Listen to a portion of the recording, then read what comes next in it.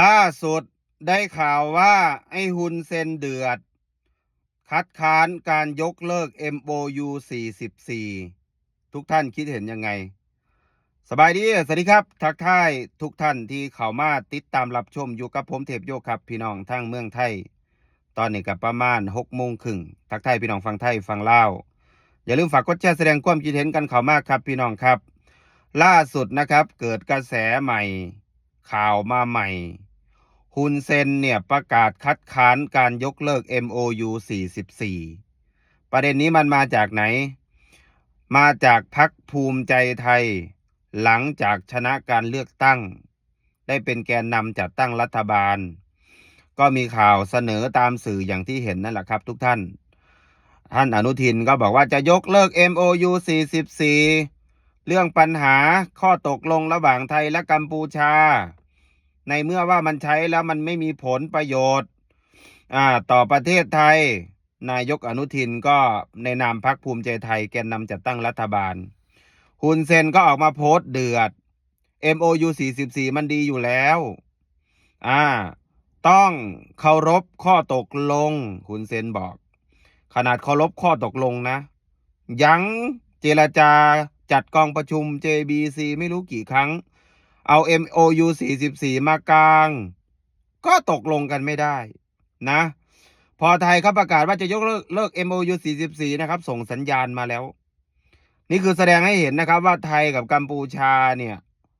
จะมีปัญหาเรื่อง MOU 44ถ้าเกิดมีการยกเลิกไม่รู้จะถึงขั้นใช้กำลังกันหรือเปล่าอันนี้นี่ก็ต้องรอดูนะครับเพราะว่าฮุนเซนตอนนี้เขาเดินเรื่องเขมรเขาเดินเรื่องต่างประเทศนี่คือเรียกร้องให้นานาประเทศเนี่ยเข้ามาตรวจสอบพื้นที่ณตอนนี้ไทยลุกล้ำพื้นที่เขมรไม่ว่าจะเป็นหนองจานอานม้าปราสาทตราเมียนโทมใน MOU 44นะครับพื้นที่บางอย่างเนี่ยเอาง่ายๆคือพูดกันตรงๆนะไทยเนี่ยเขายึดครองพื้นที่ที่คิดว่าเป็นของไทยเขายึดครองทุกวันเนี้ย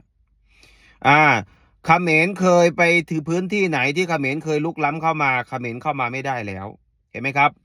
ตอนนี้ทุกท่านอย่าเพิ่งไว้ใจฮุนเซนนะ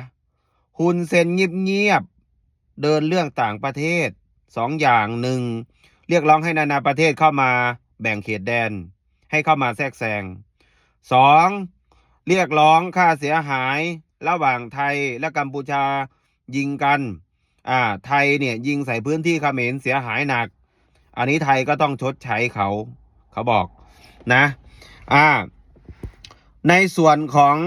การต่างประเทศนะครับผมว่าเขาไม่มีสิทธิ์ที่จะเข้ามาแทรกแซงเพราะว่าพื้นที่ของประเทศไทยตั้งแต่สมัยฝรั่งเศสถ้าพูดย้อนกลับคืนไปนะตั้งแต่ฝรั่งเศสแบ่งเขตแดนให้เนี่ยเสียให้ฝรั่งเศสไปเลยใดก็แล้วแต่นะผมมองว่าขนาดเขาพระวิหารเนี่ยพื้นที่ตรงเขาพระวิหารก็เป็นของไทยนะแต่ไม่น่าเชื่อนะครับว่าศาลตัดสินนะครับในยุคที่มีปัญหากันเนี่ยไทยจะต้องเสียปราสาทเขาพระวิหารให้เขมรทั้งพื้นที่ทางขึ้นมันเป็นของประเทศไทยถ้าพูดในสิ่งที่มันเป็นไปได้นะครับมันก็ต้องได้ตัวปราสาทด้วยใช่ไหมทุกคนปราสาทมันต้องได้เพราะว่าทางขึ้นมันอยู่ที่ฝั่งไทย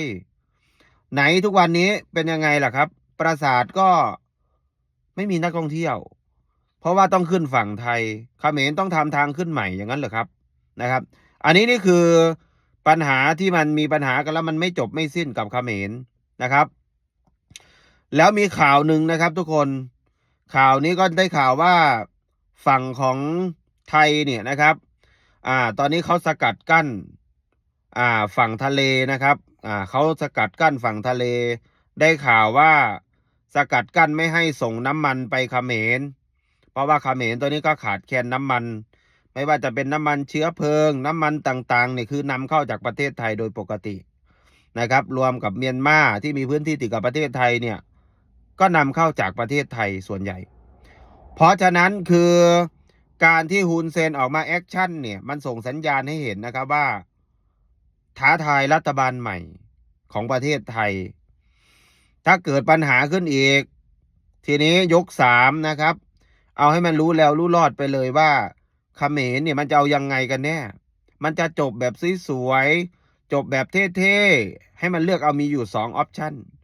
จะจบแบบว่าสิ้นสภาพไร้ที่ยืนประเทศนี้นะครับล้มสลายสูญพันธุ์อย่างนั้นเหรอครับอ่า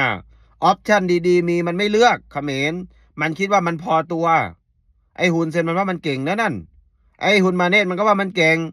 ตอนนี้ได้ข่าวว่าฮุนมาเนตเนี่ยเห็นโพสต์นะครับเดินทางไปเยือนต่างประเทศเนี่ยเข้าร่วมการประชุมอะไรสักอย่างนี่แหละผมเพิ่งเลื่อนผ่านเจอนะนี่ก็จะฝากถึงพี่น้องคนไทยว่าไทยกับเขมรสร้างรั้วอย่างเดียวสร้างกำแพงอย่างเดียวครับอย่าไปมีข้อตกลงอื่นไม่งั้นคือมันจะกลับมามีปัญหาเขมรมันยิ่งจะเติบโตขึ้นเรื่อยๆเรื่อยๆถ้ามันเติบโตขึ้นอันนี้มันจะสร้างปัญหาเรื่องความมั่นคงให้กับประเทศไทยทุกท่าน